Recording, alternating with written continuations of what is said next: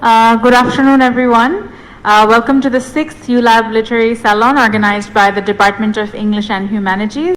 As most of us here might know, we organize the Literary Salon once every month with a different theme every month to bring into conversation different academics, writers, artists, and experts from their respective fields to talk about a certain theme that is urgent and worth discussion. This month, we have a very important topic, which is book publishing, the state of book publishing in Bangladesh. Unfortunately, something that we tend to talk about only during the month of February, during the Ekushe Boi Mela. So that's what we're actually trying to do with this month's Lit Salon. We're trying to, talk about something that needs to be talked about, something that really needs our urgent attention at a time when, the Boi Mela isn't necessarily hogging all of the attention over book sales. To talk about this topic today, we have with us two very esteemed experts of this field. We have Ms. Mahrukh Mohiuddin, Managing Director of the University Press Limited, and we have Professor Kaiser Haq, poet, critic, academic, Professor of English and Dean of the School of Humanities at ULAB, and also advisor to ULAB Press. Moderating today's conversation is editor and writer and visiting professor of South Asian Studies at ULAB, Mr. Sudeep Chakravarti. I'd like to thank all of our guests and our moderator for joining us today, for making time for this event. Can I please invite you to the stage? And to our audience watching us online, because we're also broadcasting this online live on ULAB's Facebook page, on Daily Star Books' Facebook page. So if you're watching us virtually, we welcome you. If you have any questions, any comments, feel free to leave them on the post. Thank you.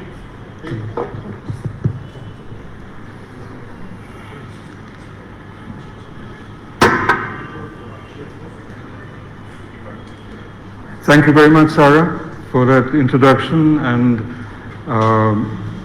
welcome to you, Professor Haq and Mahrukh. Lovely to have you with us. And as Sarah very correctly mentioned, that publishing is a key area in Bangladesh, which seems to be sometimes, or not just seems to be, it really does happen to be somewhat of a stepchild in many, many ways in the cultural sphere, which even in my short time in Bangladesh, that I've had that feeling. But let me begin, ladies and gentlemen, with the sort of the hook that Sarah provided for us, if I may, which is that, and this is something that I think we've been discussing for a few days, and Sarah was very insistent that I begin with it, and I'm very happy to do that, is that there seems to be a reality that in Bangladesh in particular, the world of books revolves around Ekushe Boi Mela, and when that is done, it's as if all the book sales for the entire country is done for the year, and book sales again begin to peak when the next Boi Mela comes around, and it's as if everything is geared to that, book printing, commissioning of books, publishing them, printing them, getting them on for sale at the Boi Mela, and then everything stops. Now, is that I don't know, I mean, a lot of sales does happen in the Boi Mela, but it's sort of a make or break, because if the Boi Mela doesn't happen, then logically, going by this yardstick, the publishing business would tank. So is it, I mean, how make or break is the Boi Mela for publishing in Bangladesh, and is it really an ideal situation? Mahrukh, would you like to talk about that, please? Yes. Thank you so much.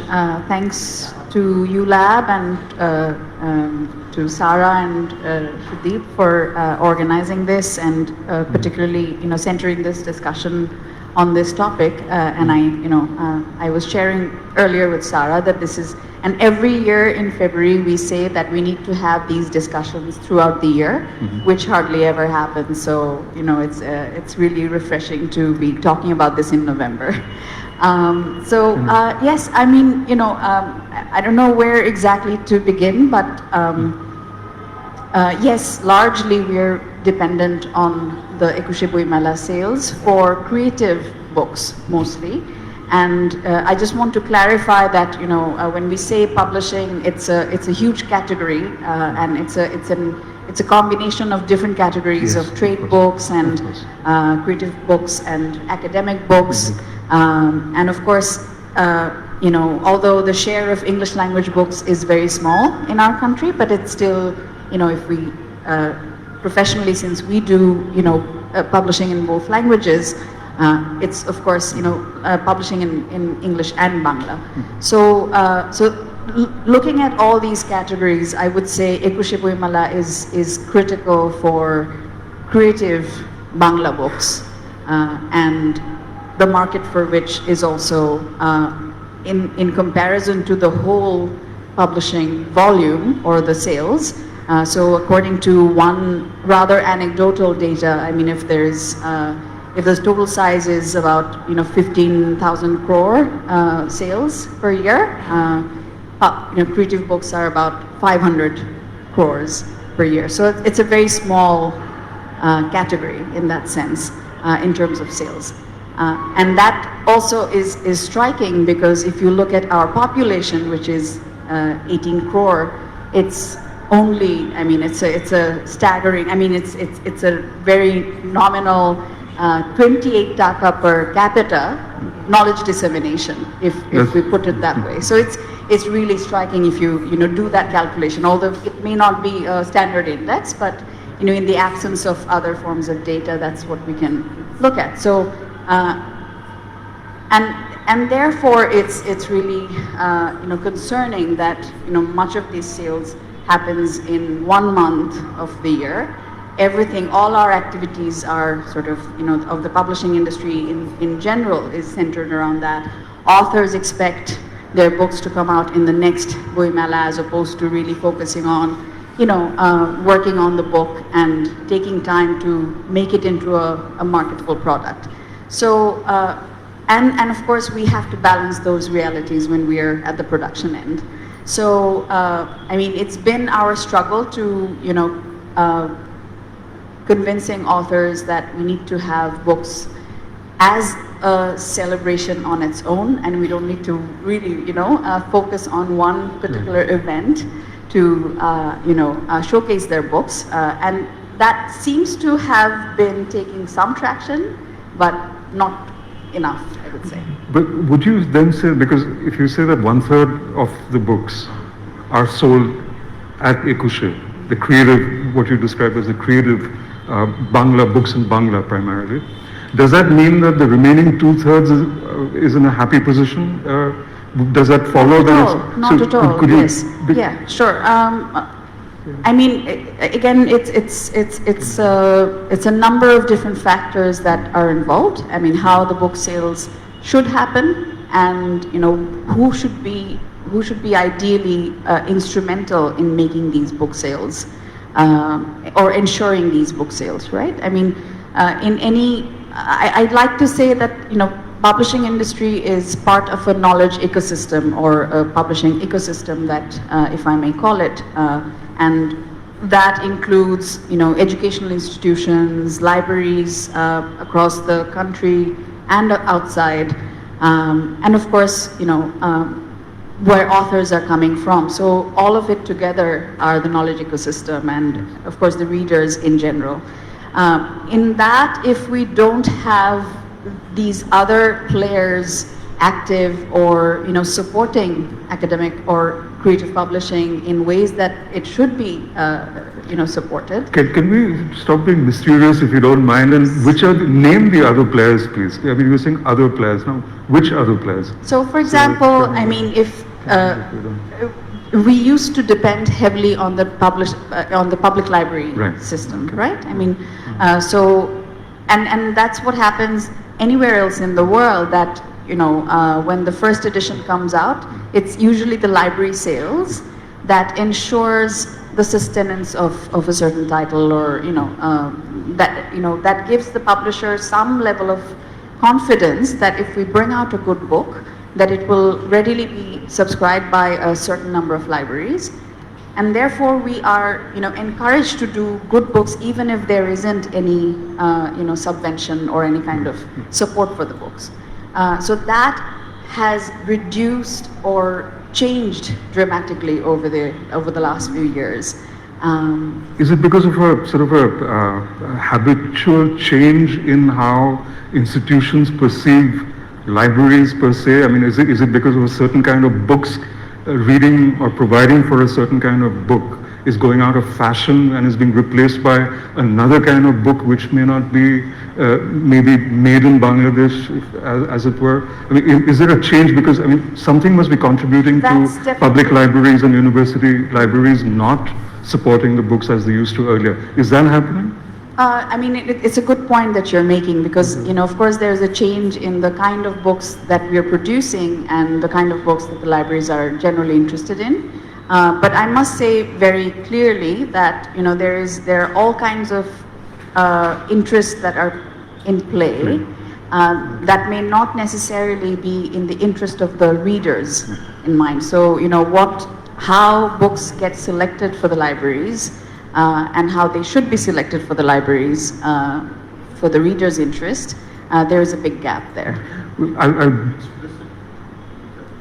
I'll bring it back. I'll come back to you, Mahrukh. If I may go to Kaiser Bhai for a minute, and I'll come back to you for the nitty-gritties from the publisher's point of view, if you will. Yes, I would be happy to, you know, say it more in detail if this is something that we want to get into. Yes, we do. I mean, that's the whole point of it, because we're very, very interested to not stop discussions in the ULAB Literary Salon at the salon or around the table. We are very, very keen that our conversations and our discussions and what you share with our audience reaches a far greater universe than whoever's gathered in an auditorium this evening. So we're very, very keen to know much more than that.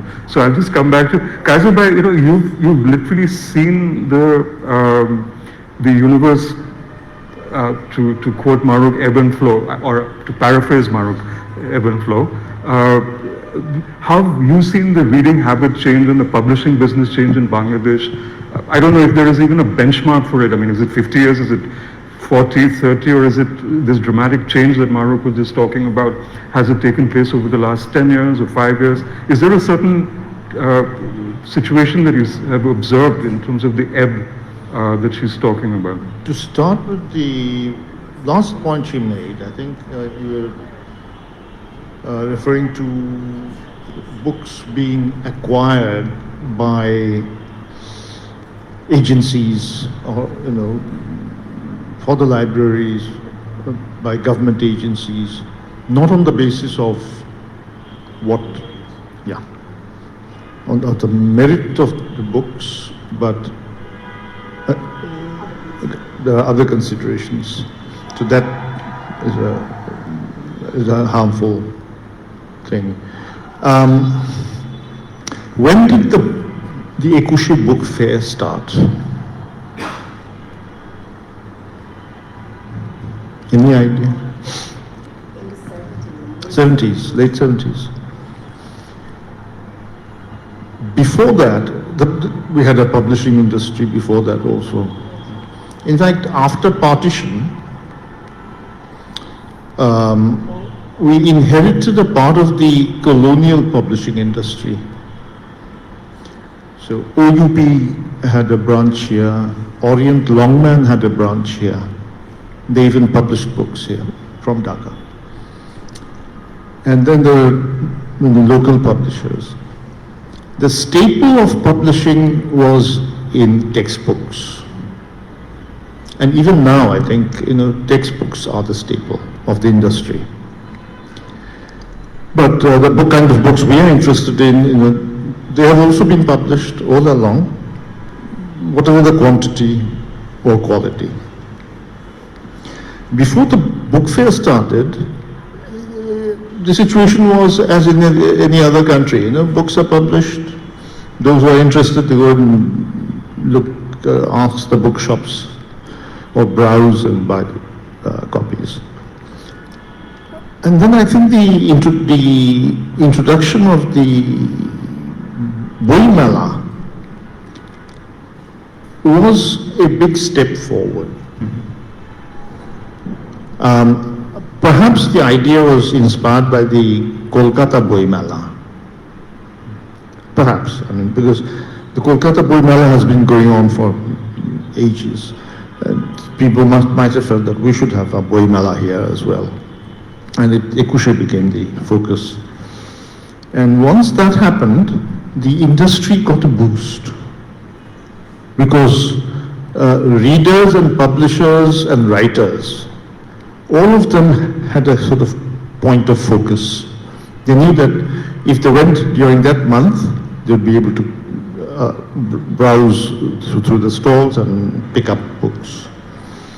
Writers found a sort of deadline that I must finish something by this date and then launch a book. Same with publishers, it was good for them. So the Boi Mela has done a lot to make the industry function better. But as you rightly pointed out, the industry cannot depend only on a book fair. And so it's important to explore the avenues of marketing books, in the normal way as it's done in other countries throughout the year, making books accessible. And I think in that aspect also there's been some improvement because you can order books online. Now there are several outlets. There's rokomari.com and even some of the bookstores like Pathak Shomabesh and Batigor. They also have their delivery service. You can order books from them and it's cash on delivery or Bikash, whatever. So that is working very well. The next step would be, I think, going into POD editions, print on demand, because that would make it much more economical. You wouldn't have to, hire warehouse space to stock books and all that. That and also e-books. That has also started. I think Rokomari is now producing e-books. They've taken the ULAB Press books and they're converting them into e-books. And with the new e-book readers, you see, Kindle White and Kindle Fire, I think readers feel much more comfortable than before. The Kindle they started with, the grey one, it was so depressing. I bought one and then threw it away. But the new reading devices, I think, are more reader-friendly and it's bound to catch on. Do you think, in fact, if I didn't expect to jump into this point quite so early in the discussion, but thank you for bringing it up. So can I just run with the point that you just made? The thing about e-books, do you think that, because you said that it could boost the reading market and therefore the publishing market, the publishing business. And I speak as a writer who actually makes a fair amount of royalties on e-books now. As opposed to printed books. The majority of the sales of the books, for instance, that I've written are on e-books primarily. So the good news is that you're never really out of print anymore. The fact that you're out of print is no longer a description that could apply to a writer, which is a great feeling, let me assure you about that. But seriously speaking, do you think that the situation in Bangladesh is ripe for an e-book reading public? Because, Amazon doesn't come here, for instance, right? You can't really buy Amazon titles through Amazon and for instance Kindle books. I don't think you can buy books from Bangladesh on Kindle unless you have an account overseas. So how far do you think is Bangladesh from sort of boosting an e-reading public? With local tablets, e-readers, and people migrating to even reading on the mobile phone, if you will, or their handheld devices, or even computers. So is it a realistic option now in English and of course most definitely in Bangla? Because e-readers are language agnostic. So how quickly are we to come upon this future, in your opinion? Well, it has started. Right. The e-books that they are producing, say, at Rokomari, I think you can feed them into Kindle devices. You know? I mean, you don't have to buy only from Kindle sources. Right. Okay. It's just a reading device. Anyone here who's tech savvy enough to take up this question? At the moment, Perhaps you might want to, would you add? I think at the moment they're still, you can view them online. It's not downloadable yet. They were trying to devise something that was downloadable and that you can, use like a Kindle book. But I think they're still working on that format. But I mean, to respond to your question, as far as the, whether people are ready or is the market ready? I think it is to some degree. It's just that, there are so many free e-books, so-called e-books, I mean PDF books available, that the habit of buying e-books is not quite there. And I think it would have to, I mean, the regulatory situation is far from, addressing this issue that, even our books are often available as PDFs, and it's almost impossible for us to hunt down all the different sites where our books are available and report them one by one, and that's not enough to sort of address that issue either. And when we don't have an alternative available right away, we are also sort of we don't really know where. I mean, so we're sort of in a conundrum as far as going towards. So where would thank you. Where would the regulatory, because this is one aspect of the regulatory situation in the publishing business. Now, what if I could ask Kaiser Bhai and you, Mahrukh, what, in your opinion, and you could take turns in answering to it, or even just sort of converse with each other when you get to it, is what other regulatory aspects do you think Bangladesh needs to urgently address over and above the aspects of IPR in a way that we're talking about? Is it duties, cost of paper? Is it regulating the publishing market? Or even, is it treating publishing as an industry rather than as a sort of a pastime, as a sort of a luxury, if you will? I mean, surely publishing is a absolutely crucial business fed into the SDG goals, fed into the sort of the educational and cultural DNA of a country. Deeply, deeply rooted. So do you think that the government or any other agency should really be looking at boosting or easing the regulatory aspects in order to make the publishing world a far more vibrant place than it is currently? Regulatory regarding what? The e-books? That's a e-books and IPR, and also reducing duties, intellectual property rights, and also duties. The duty structure, also permitting certain books to come in, because or not regulating the market, boosting the market by maybe offering subsidies, by maybe offering actions which will sort of which would encourage new publishers to come in and reinforce existing publishers. I don't see that happening. I mean, I don't think the government agency is going to subsidize any book. And you see, because, and if you do have subsidies, again, the agencies which will be giving the subsidies may not be guided by, considerations of the merit of the books. Extra,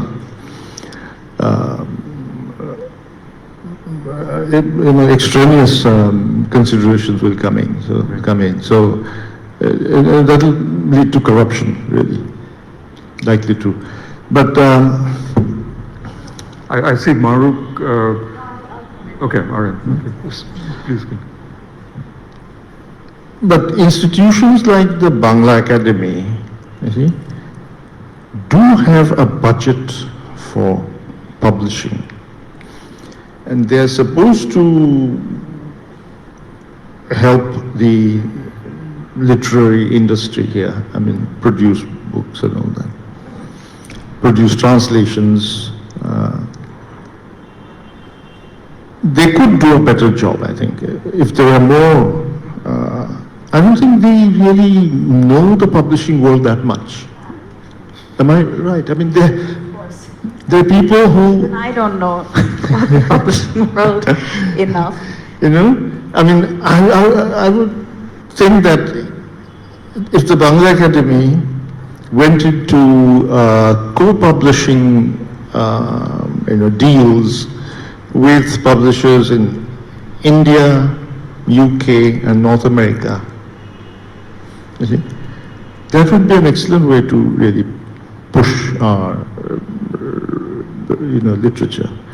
And without co-publishing, it's not possible to really have a wide reach nowadays. And co-publishing has become easy because the technology is so neat. You know, you set it up in one place, you send it, and they can print off a certain number of copies. You know, but it needs smart sort of negotiations, with other publishers. I don't think they have even tried that. They could do that. But, would you like to add to that, Mahrukh? Yes, I think, first of all, I mean, I think I want to humbly disagree with the government's role in aiding the publishing industry. Just one data would make it very clear that, there is close to about 61% duty on imported paper, and the price we pay for the local paper takes advantage of that, extra duty, and we're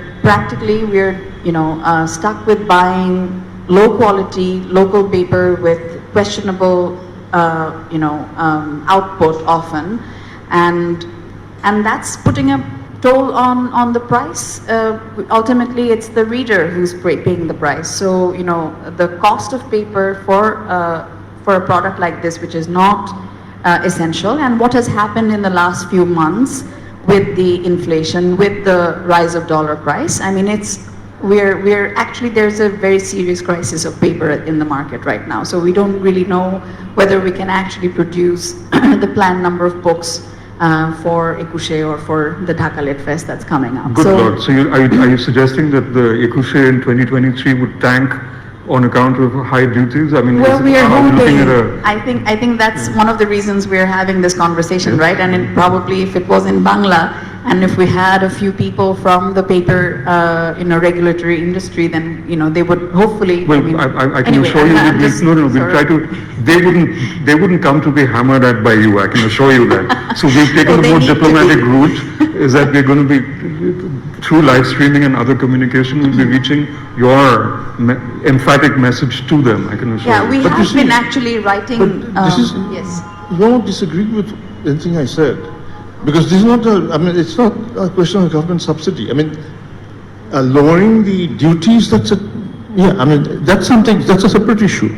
And that's something that we should sort of really lobby for, because the quality of paper which is available for books is not you don't get paper of the appropriate quality. So, you just have these, the same kind of paper which you have to use whatever you publish, with the result that any book of substantial size becomes an instrument to exercise with. It's so heavy. You see, the paper is too damn heavy. And yet, next door in India, there are so many publishers and producing hefty books which are so light, because the paper is of a finer quality. I don't see why they can't manufacture such paper here. And if they can't, why not import it without, crippling duties? Yeah. The idea of the duty was probably to support the local industry, but what has happened is rather an unhealthy dependence on the local industry that that we are not being able to tie away from. They have a captive market, and they don't have to improve their product. They just keep on producing the same thing. Speaking about improving products, how about segueing, we segue to another aspect of this evening's discussion, which also has to do with quality. Is there a issue perhaps, and I realize that I'm wading into very hot contested territory here. Maybe I might seem a bit arrogant. Not the intention, I just want to broaden the discussion. Is Bangladesh right now, and I ask this in all earnestness as a reader, writer, and an editor, how do you, both of you, gauge an improvement in the writing quality in terms of the newer writers, in the editorial quality, in the publishing quality? These are aspects that have nothing to do with higher duties or nothing to do with government control or strangulation. These are to do with other aspects entirely. This is the software to the hardware that we've been talking about all this while. So how do you see that? I mean, is it a flourishing situation? Do you see an improvement in the input, if you will? I mean, the submissions that you receive from writers, do they reflect your need of improving quality every day? From Boimala to Boimala, if you will? Is there, in your opinion, a definite improvement in editorial quality, printing quality, so on and so forth, which you take it from Boimala to Boimala or not? So I'd like to hear from the both of you about this aspect as well, because this directly impacts on the reading public, and I'm sure in our audience today, right here and online, there are aspiring writers as well who would like to know about how, the kind of universe that they might be walking into. So I'm sure they'd love to hear from the both of you. I think the quality of printing and book production has gone up, has improved, And there are many Bangladeshi editions of standard Bangla classics. For example, Rajshekhar Basu's Mahabharata and Ramayana. The Bangladeshi edition is far superior to the Calcutta edition. Because in Calcutta they still use the old kind of paper, and it's cheaply produced. The Bangladeshi edition is sturdier, the paper is better, the printing is better. But as far as editing is concerned, I think the Bangla publishing industry on both sides of the border have a lot to do to improve on it. And I think there's a sort of an inbuilt resistance in the industry and among writers to editing, because of this romantic notion that whatever one has written is the product of a divinely inspired sort of mood, and it can't be tampered with. How can an editor touch my writing? You see? This attitude is quite common among writers. And publishers, you see, want to cut costs. Why pay an editor? They'll ask the writer to make sure that they have gone over their text and before they give it to the printer. Am I right? But UPL, of course, does have. Yes, generally editors. that's probably still the case. And I kind of grew up listening to these narratives that how it's so difficult to get authors to agree to having their work looked at and edited. I think we have come some distance from there, and I mean this is my day-to-day struggle actually. Working with manuscripts. Negotiating with the authors regarding the timeline, regarding how much time it will require to get the book ready, and that generally bulk of the time spent is really on editing for us.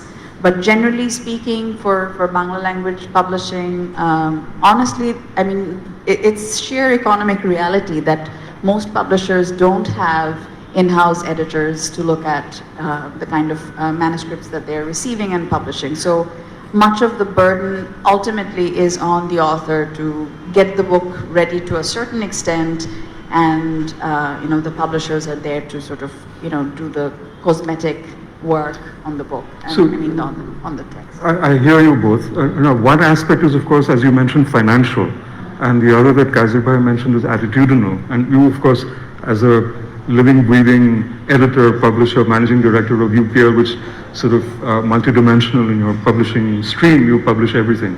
Fiction, non-fiction, poem, poetry, as does ULAB Press now. We are getting into that arena ourselves. But what is the way out? One is the financial aspect, which could be addressed in many ways.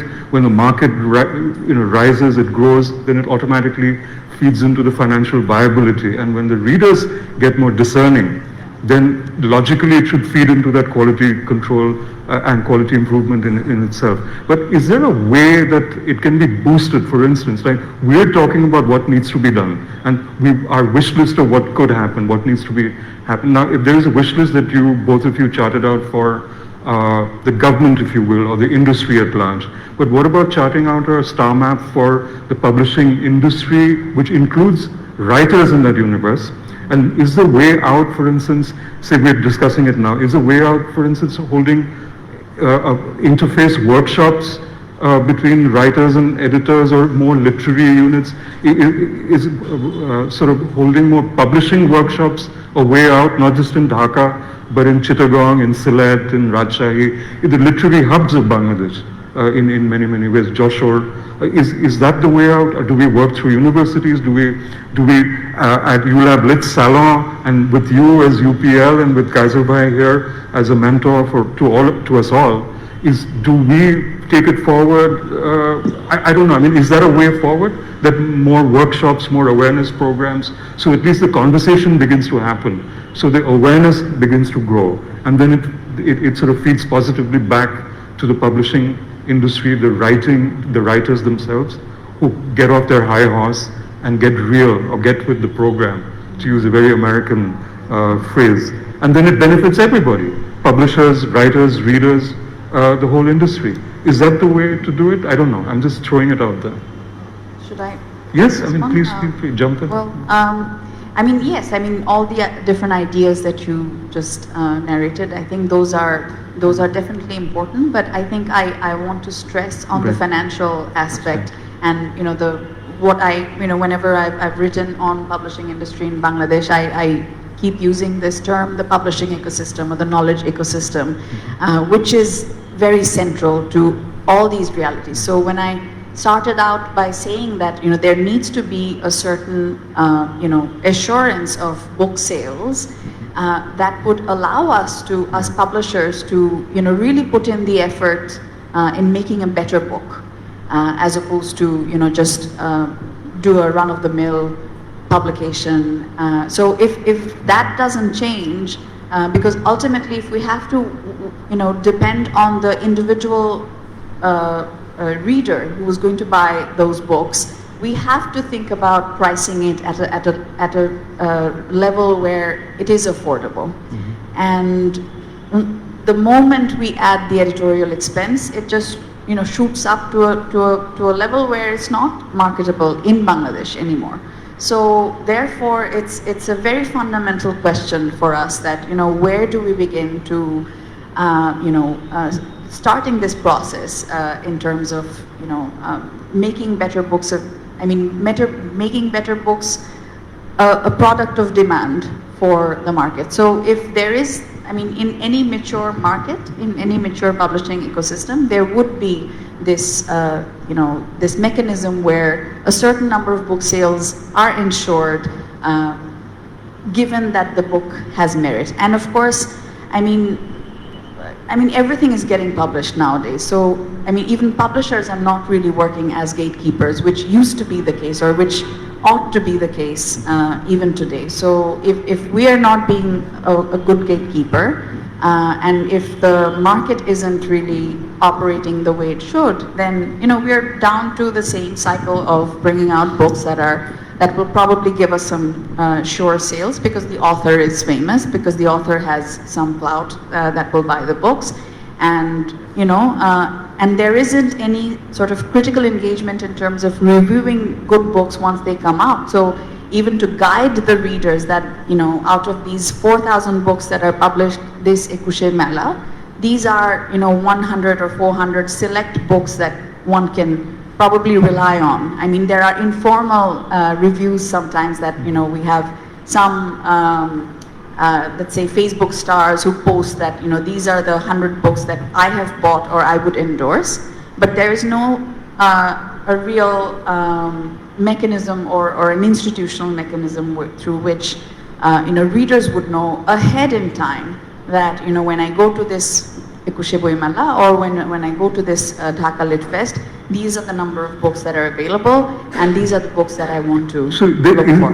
Then is the way out, for instance, not waiting for Ekushe for this sort of quantum jump in sales and visibility, but actually working incrementally through the year in various fora like this, reaching out to schools, reaching out to universities, college systems, which is very vibrant in Bangladesh. So I'm not, in a way I'm not getting it because the potential is huge. So if there is a publishing guild, I'm not sure about the mechanics of it in Bangladesh, but if the publishing business, if you will, the publishing industry itself, begins to almost like a co-consultancy, if you will, like we were talking about co-publishing as a sort of a financial viability exercise. Now, if the industry were to reach out to colleges, universities, so on, hold workshops, work with students, for instance, in ULAB and in other universities, get them into sort of publishing programs, I'm just thinking aloud here. There are many ways to approach it. So then you would get an awareness of what is in the market. You discuss local titles, not necessarily titles that are only from the West, if you will, but local titles, local talent. So an ecosystem begins to be nurtured and to grow organically without waiting for the Boi Mela. The Boi Mela or Dhaka Literature Festival become two quick pinnacles, if you will, calendar events through the year. But even they are fed through the year with this sort of incremental outreach. For instance, which is the purpose, for instance, of the ULAB Literary Salon. Our aim is to contribute to this incremental discussion of literature, of books, of publishing, of knowledge, the knowledge ecosystems, and contribute to the 360-degree publishing and reading public, if you will, in Bangladesh. So how about that? I mean, am I just talking through a hat that I'm not wearing, or is it possible? Is it practical? Is it worth it? Is it something that the two of you would recommend, or anybody in the audience would agree with or disagree with? I'll just briefly say that definitely. I mean, this is one very important element that that there is a close collaboration between publishing industry and the academia. Yes. In terms of building awareness or promoting good work through these exercises. But at the same time, I think it comes back to priorities. So okay. For us, it's priorities. Priorities are to bring out books. So, for us to stop that and, try and focus on holding workshops often is a challenge. But yes, of course, if an educational institution, a university is there to support, then we're very much for it. I mean, all for it, actually. So, I think, the collaborations are a key, and also I think in terms of the publishing guild or the publishing communities we have, that's where I think we need a lot of improvement, because we still operate in a very uneven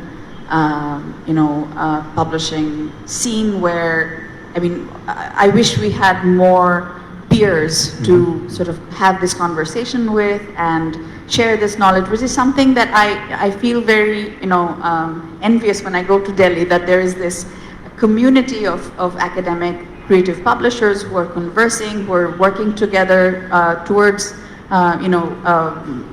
policy issues, towards developing their work in a certain direction. So that's very much missing even today. That this peer-to-peer sharing and this building of community and working towards the things that really matter in making an industry sustainable for the long term. That's wonderful. Kaiser, would you like to add to that, or introduce a whole new thought altogether? I think, one reason could be that our industry is very small. And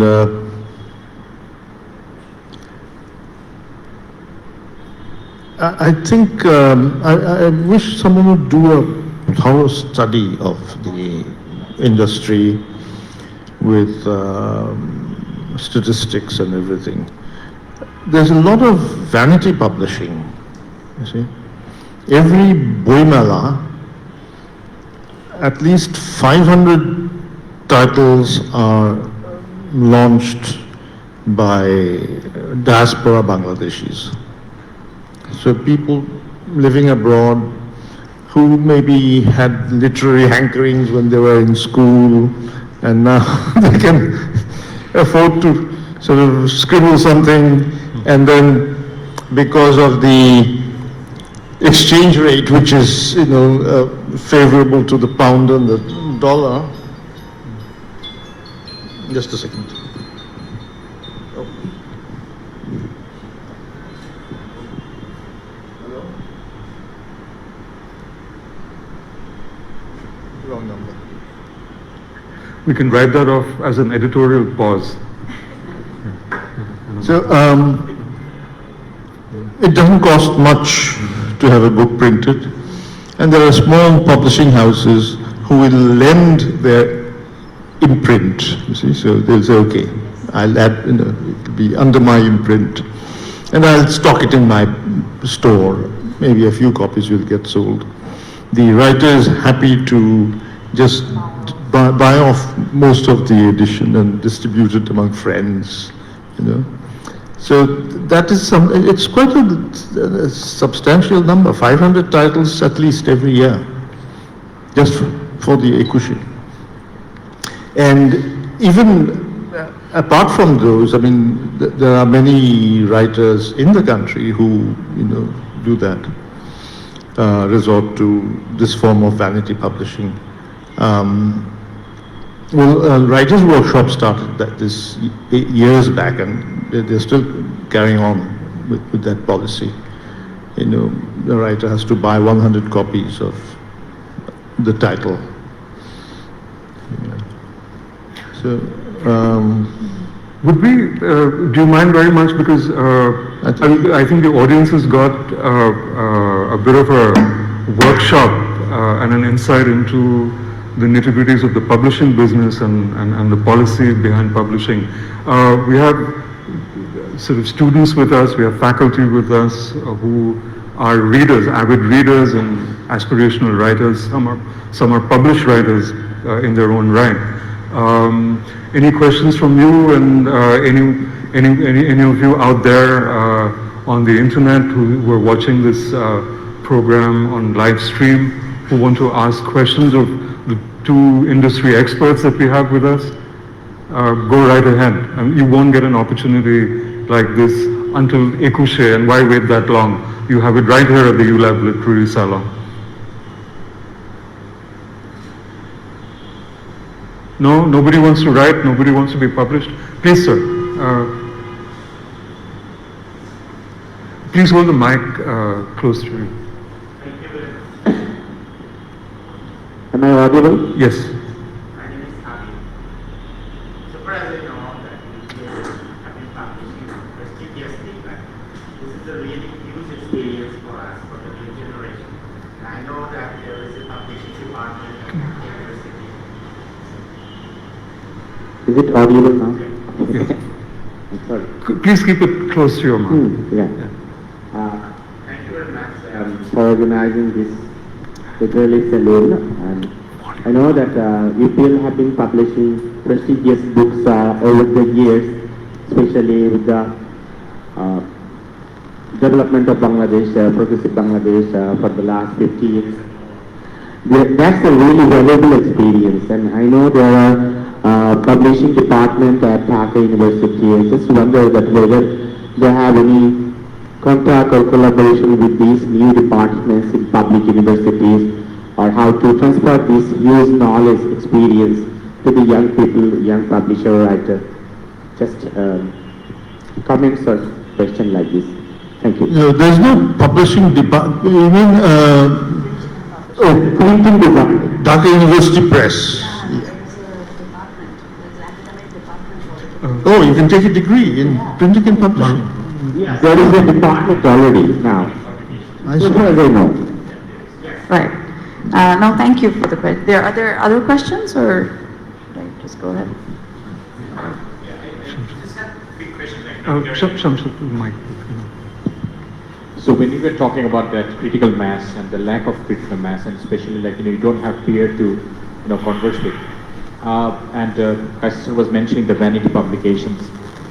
Like on the idea of the government sponsor, often you hear those scandals like so and so has sponsored his dad's books, all those vanity publications like an assistant secretary in the government sponsoring his father's books or his own 10 books and all that.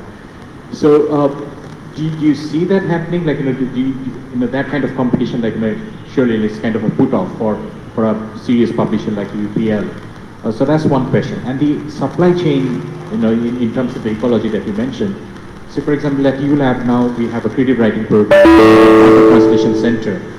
And so have you considered that kind of academic press relationship in which we can have a serious relationship that yes, we need serious editors, we need proofreaders who can be interns from a given department or given university. We need that editorial assistant which can come from the academia and so forth. Do you think that kind of collaboration is possible?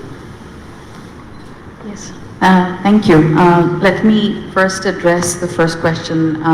So yes, there is the printing and publishing department at the Dhaka University, and we sometimes get interns from the department who come and work with us or do their thesis with us. Unfortunately, in terms of sharing the industry insight with the students, that hasn't happened quite effectively yet. We hope that there will be more sort of close collaboration in that.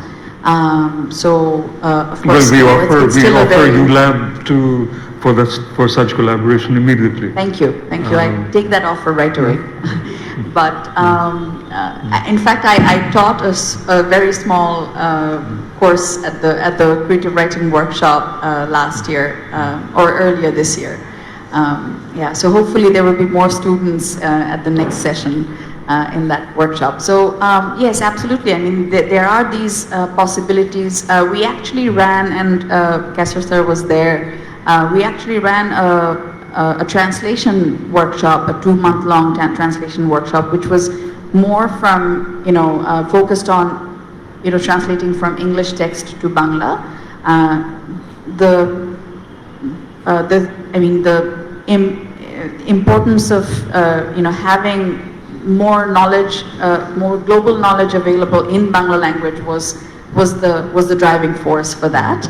And of course, and that we did with North-South University in collaboration with North-South University. So these are, initiatives that we are. We'll come back. No, do Cassie. You should not have mentioned North-South.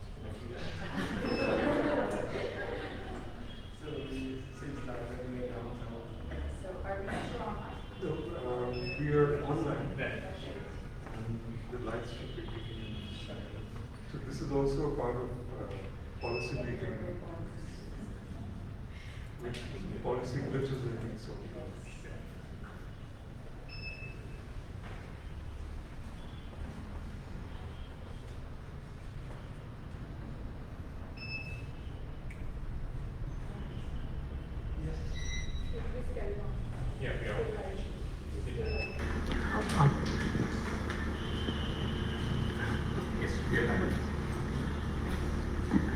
Can I be heard?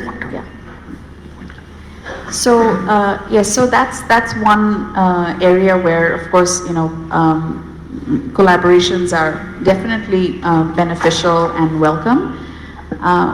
In terms of the vanity publishing topic, I mean, it's not bad to have vanity publishing happening. I mean, it's a common practice everywhere in the world. But through what process the vanity publishing is happening is where we should look into, I think. I mean, if it is, if there is money for a publication to come out, whether it has merit or not, I mean, one needs to know whether it's again, that's where a critical review of of a book is important, and a vanity publishing can afford good editing also, I mean, theoretically speaking, right? So, I mean, in what form the book are being financed, I think these are things, thank you so much. These are issues that, you know, I think these are things that people are aware of. So people, I think, you know, we need to give more credit to the readers that they're probably, you know, aware of what book to pick. Sometimes you can tell whether it's a financed book, which is, you know, I mean, you can differentiate sometimes, but that is not to sort of discredit the process of vanity publishing. Sometimes good work also comes out of vanity publishing processes. Yeah, and was there, Shamshad Bhai also talked about the peer. Right. So yes, I mean, you know, if there are writers and editor workshop that can be held in universities, that would be wonderful, actually. And that's something that we have been talking about off and on, but it hasn't effectively happened. So if this is something that ULAB wants to take up, we'll be more than happy to, you know, collaborate and have, you know, something of this sort going, because I think. And we need that capacity in both languages. And it's, I mean, you know, coming back to the issue of knowledge ecosystem, when you have your students coming in from the school system and the education system that we have, I think I want to throw the question back at you that, you know, how happy, how confident do you feel? I'm sure there are, you know, a variety of students that you get.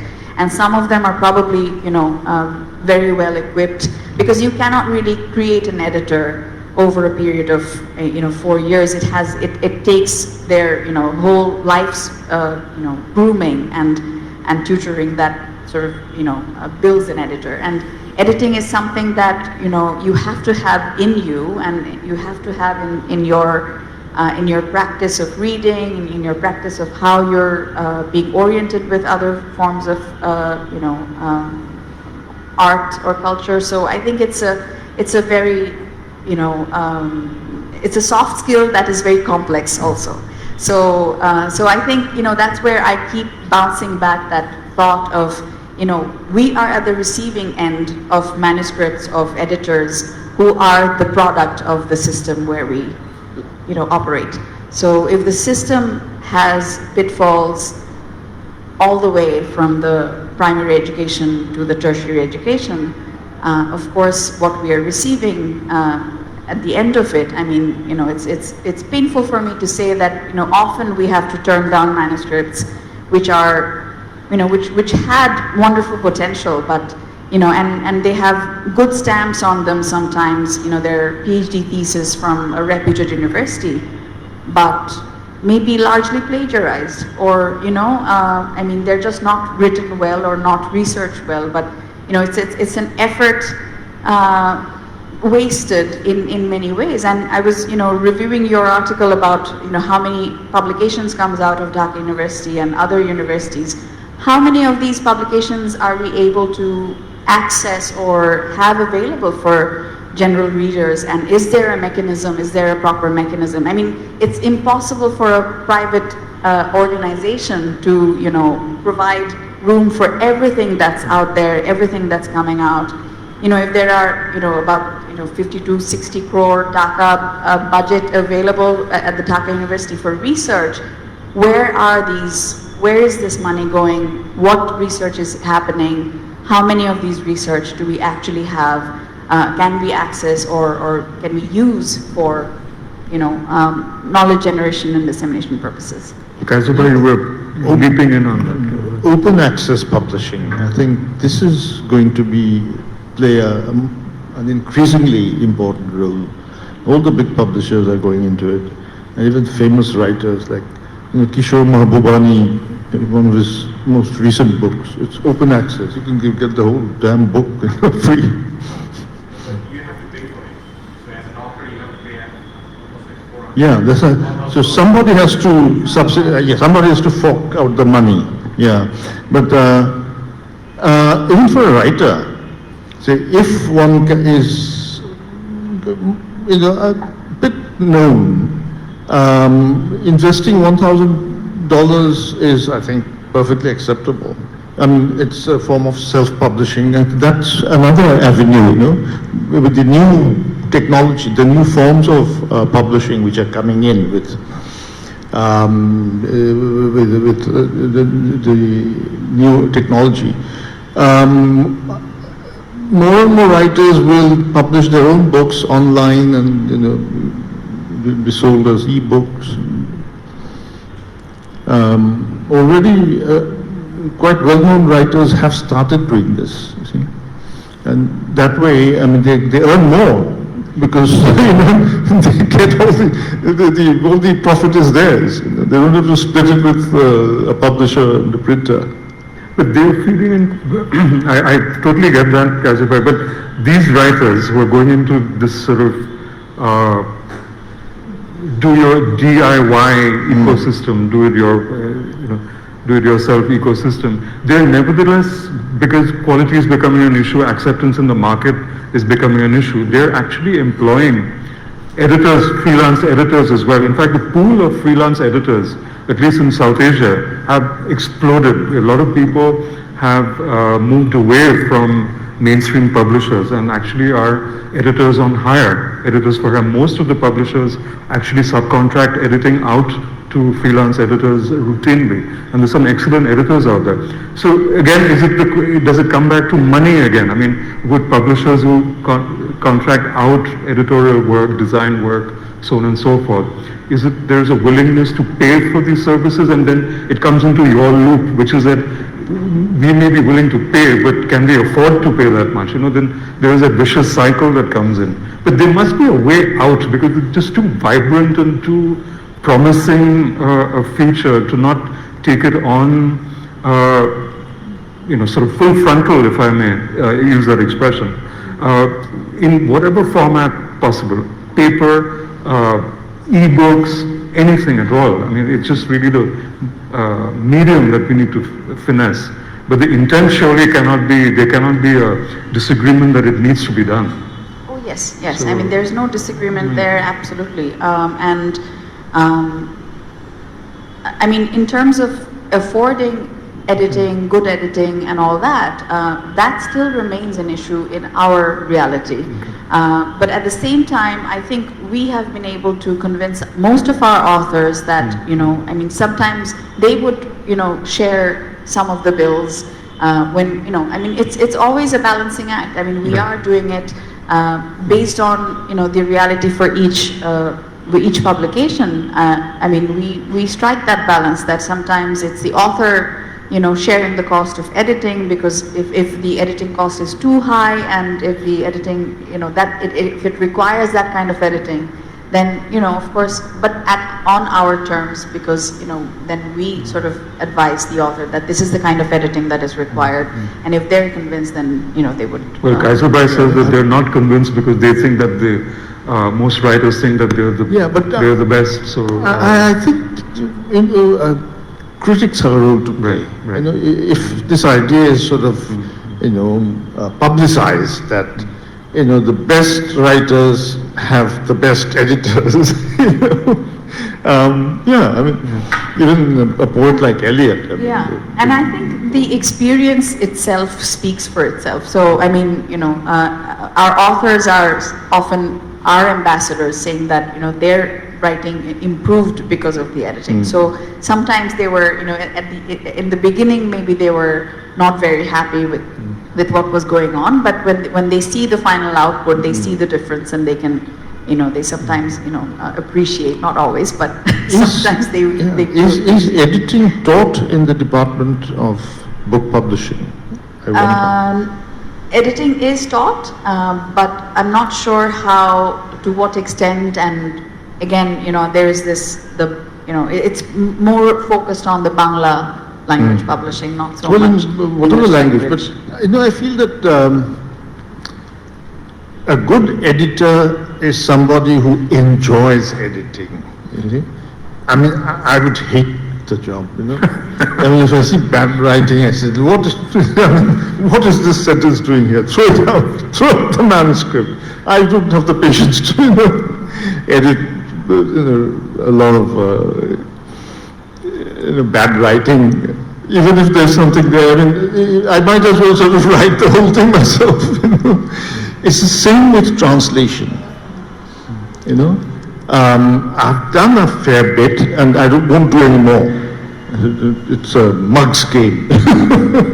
But a good translator, a good literary translator is somebody who really enjoys doing it. Like Aruna was saying, he enjoys doing it. He said, if I don't do a bit of translation, I can't go to sleep. You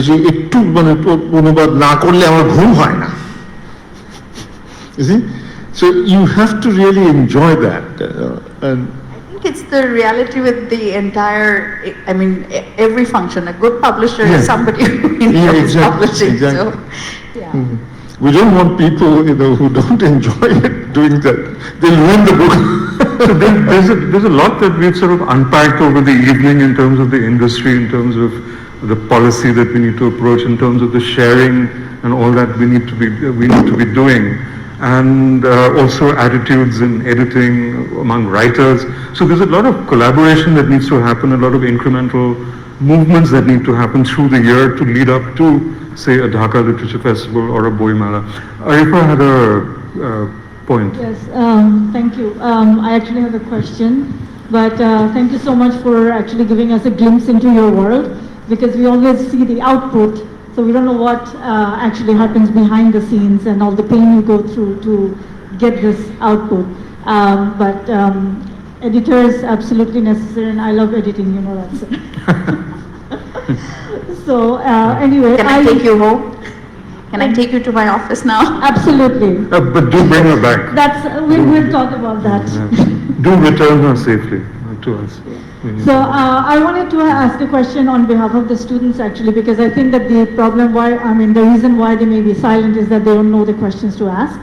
So I just wanted to it's a very simple question. I just wanted to, on their behalf, want to know what is the process for, if I wanted to publish something, what is the process? How do I approach you? Is there a certain time of the year in which you have this call for proposals?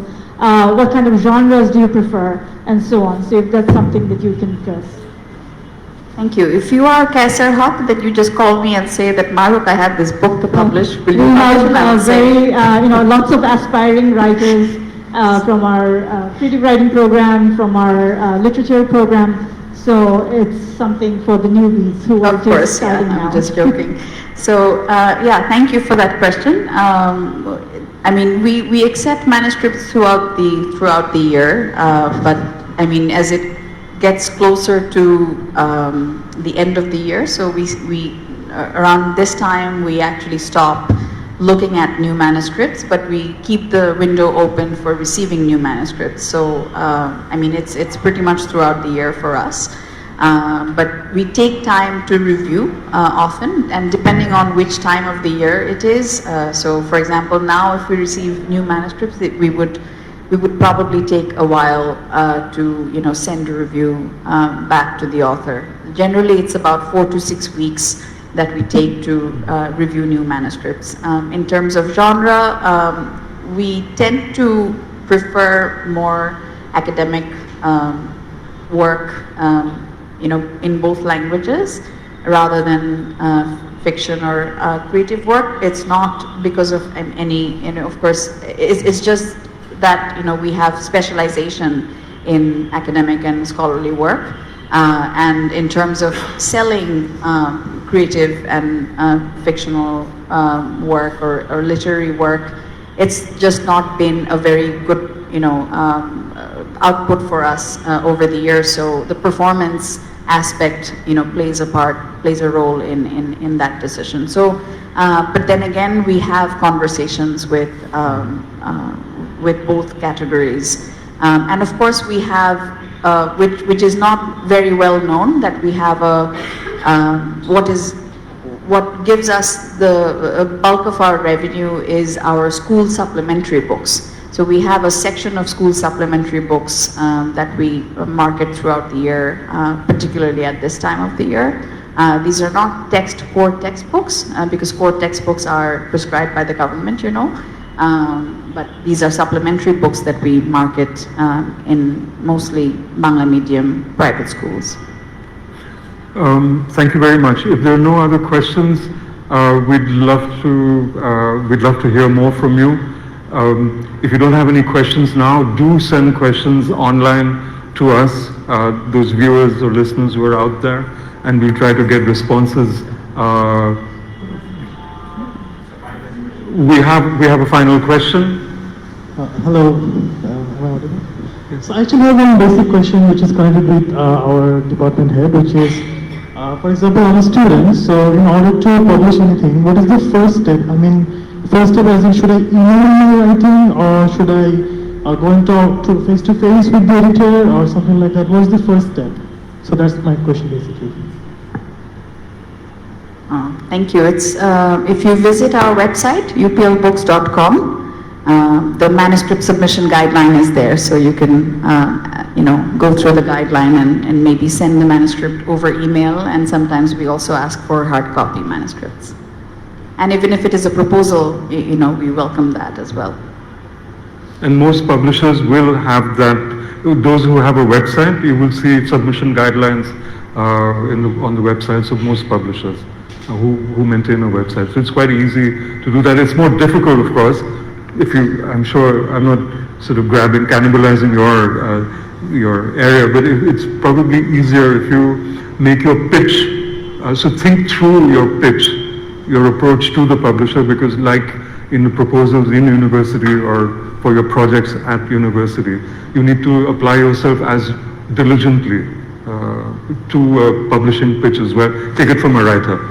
I've been published more than once, but each new pitch, I can't assume that just because I've been published before, a publisher is going to just leap at whatever I have to say. No, there has to be a structure, there has to be a vision, there has to be a purpose, and it has to be worthwhile both for you as a writer and the publisher as well. So it works both ways, if I may. Yeah? So there's one question online, so I just wanted to ask that on behalf of the question is from Rupak Shah. He's a student of our department, and his question is, he wants to know how independent is the publishing industry nowadays in Bangladesh, in Bangladeshi socio-political context. Can the writers or editors publish according to their will, or is there any invisible barrier to that? No. I mean, go for it. This is a free platform. There's no guarantee about what might happen afterwards, but for the moment, you're free to speak your mind. Actually, Mahrukh, there's the law of the land, which is the sort of real guideline. And if you think something would go against, that, you wouldn't look at it. Yeah. So apart from that, I suppose it's the quality. Things like politically sensitive or obscenity, again, in quotes, that's something that gets people worked up. So, Rupak, the only thing that the writer needs to do is to approach a publisher with a proposal, perhaps give an excerpt, and then send the manuscript if the publisher is willing to look at it, right? One thing that we don't have in Bangladesh is the profession of literary agent. Even in India, until fairly recently, there were no agents, but now there are a number of literary agents who are thriving. So, and if one writes in English, one can approach one of the literary agents in India or in Singapore, the Far East. They will be they collaborate with other agencies in the West. So, and if the book is something that they think will get worldwide attention. They will sort of make sure that it's published in more than one place. Well, on that note, I think we'd like to bring this evening to a close. Thank you very much, both of you, Mahrukh and Kaiser, for being with us, and thank you all for braving Dhaka traffic and your schedules to be with us this evening, and our viewers and listeners online. Do join us again for our next literary salon, which we will announce shortly. And we're getting adventurous. We're probably going to be traveling with the literary salon beyond the confines of the research building of ULAB, where we are at present, and we'll be traveling across Dhaka to as many places as we can to co-work our literary salon. So we're actually walking the talk, Mahrukh, you see. So we will be working with bookshops, we will be working with other institutions in order to take the ULAB Literary Salon to other places as well, to reach out to more people. So we mean business. We'd love to have you with us on our journey. Love to have all of you with us as well. Thank you very, very much, and do applaud our lovely speakers for this evening. Thank you. And stay safe, be well. Have a good evening. Thank you.